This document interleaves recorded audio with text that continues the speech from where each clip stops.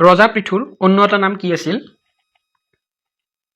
শুদ্ধ উত্তৰ হৈছে অপশ্যন ক জল্পেশ্বৰ। তাৰে পিছৰ প্ৰশ্ন, বখতিয়াৰ খিলজীয়ে কিমান চনত অসম আক্ৰমণ কৰিছিল? শুদ্ধ উত্তৰ অপশ্যন খ 1206 চনত। মিৰ জুমলাৰ সময়ত অহা বুৰঞ্জীবিদগৰাকীৰ নাম কি? শুদ্ধ উত্তৰ অপশ্যন ক চিহাবুদ্দিন তালিচ। আহোমসকলৰ প্ৰথম ৰাজধানীখনৰ নাম কি আছিল? যোৰহাট, চৰাইদেউ, তেজপুৰ, শিৱসাগৰ। শুদ্ধ উত্তৰ হৈছে অপশ্যন খ চৰাইদেউ। প্ৰাচীন অসমৰ ঐতিহাসিক চহৰ হিচাপে কোনখন চহৰক জনা যায়? যোৰহাট, চৰাইদেউ, তেজপুৰ, শিৱসাগৰ। শুদ্ধ উত্তৰ হৈছে অপশ্যন গ তেজপুৰ। কোনজন চুতীয়া ৰজাৰ দিনত চুতীয়া ৰাজ্যখন পতন হৈছিল? বীৰপাল, নীতিপাল, নৰনাৰায়ণ, ধীৰ নাৰায়ণ। শুদ্ধ উত্তৰ হৈছে নীতিপালৰ সময়ত চুতীয়া ৰাজ্যৰ পতন ঘটিছিল।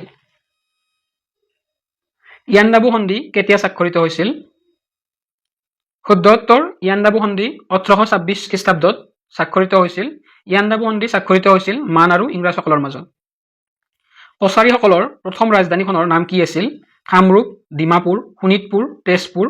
শুদ্ধ উত্তৰ হৈছে কছাৰীসকলৰ প্ৰথম ৰাজধানীখনৰ নাম আছিল কছাৰীসকলৰ প্ৰথম ৰাজধানী আছিলে ডিমাপুৰত। তাৰে পিছৰ প্ৰশ্ন, বিল্লেশ্বৰ দেৱালয় কোনখন জিলাত অৱস্থিত? কামৰূপ, নগাঁও, শোণিতপুৰ, নলবাৰী। শুদ্ধ উত্তৰ হৈছে বিল্লেশ্বৰ দেৱালয় নলবাৰী জিলাত অৱস্থিত। নেক্সট কুৱেশ্যন, উমানন্দ মন্দিৰ কোন চনত স্থাপন কৰা হৈছিল? 1694, 1678, 1634, 1647। শুদ্ধ উত্তৰ উমানন্দ মন্দিৰ 1694 খ্ৰীষ্টাব্দত গদাধৰ সিংহই স্থাপন কৰিছিল আৰু এই উমানন্দ মন্দিৰত বিশেষকৈ ভগৱান শিৱক পূজা কৰা হয়। নেক্সট কুৱেশ্যন, বৰফৰ গলনাংক কিমান? শুদ্ধ উত্তৰ হৈছে বৰফৰ গলনাংক হৈছে 273 কেলভিন। নেক্সট কুৱেশ্যন, কোন চনত ভগত সিঙক ফাঁচি দিয়া হৈছিল?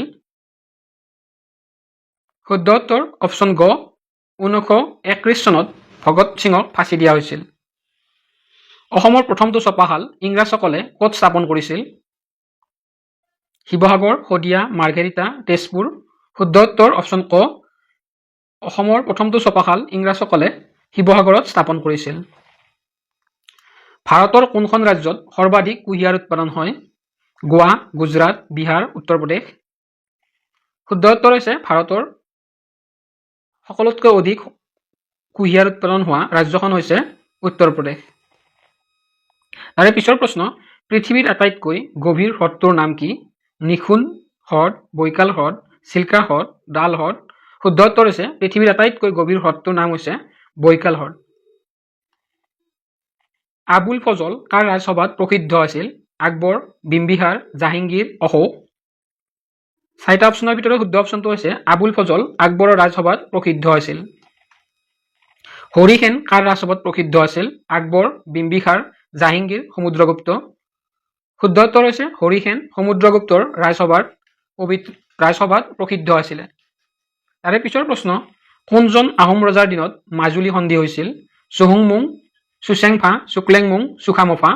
শুদ্ধ উত্তৰ হৈছে আহোম ৰজা চুখামফাৰ দিনত বিখ্যাত মাজুলী সন্ধি স্বাক্ষৰিত হৈছিল। পাইক প্ৰথা কোনজন আহোম ৰজাৰ দিনত আৰম্ভ কৰা হৈছিল? চুহুংমুং, চুক্লেংমুং, প্ৰতাপ সিংহ, গদাধৰ সিংহ। শুদ্ধ উত্তৰ হৈছে পাইক প্ৰথা প্ৰতাপ সিংহৰ সময়ত আৰম্ভ কৰা হৈছিল। সেইবাবে শুদ্ধ উত্তৰটো হৈছে অপশ্যন খ প্ৰতাপ সিংহ। তাৰ পিছৰ প্ৰশ্ন, শিঙৰি ঘৰত উঠা নিয়ম কোনজন ৰজাৰ দিনৰ পৰা আৰম্ভ হৈছিল? চুহুংমুং, চুডাংফা, প্ৰতাপ সিংহ, গদাধৰ সিংহ। শুদ্ধ উত্তৰ হৈছে শিঙৰি ঘৰত উঠা নিয়ম আহোম ৰজা চুডাংফাৰ সময়ৰ পৰা আৰম্ভ হৈছিল। তাৰে পিছৰ প্ৰশ্ন, বুদ্ধি স্বৰ্গনাৰায়ণ বুলি কাক জনা যায়? চুহুংমুং, প্ৰতাপ সিংহ, চুডাংফা, গদাধৰ সিংহ। শুদ্ধ উত্তৰ হৈছে বুদ্ধি স্বৰ্গনাৰায়ণ বা বুঢ়া ৰজা বুলিও প্ৰতাপ সিংহক জনা যায়। প্ৰতাপ সিংহক বুদ্ধি স্বৰ্গনাৰায়ণ বুলি জনা যায়। প্ৰতাপ সিংহৰ আহোম নাম হৈছে, মনত ৰাখিব, প্ৰতাপ সিংহৰ আহোম নাম হৈছে চুচেংফা।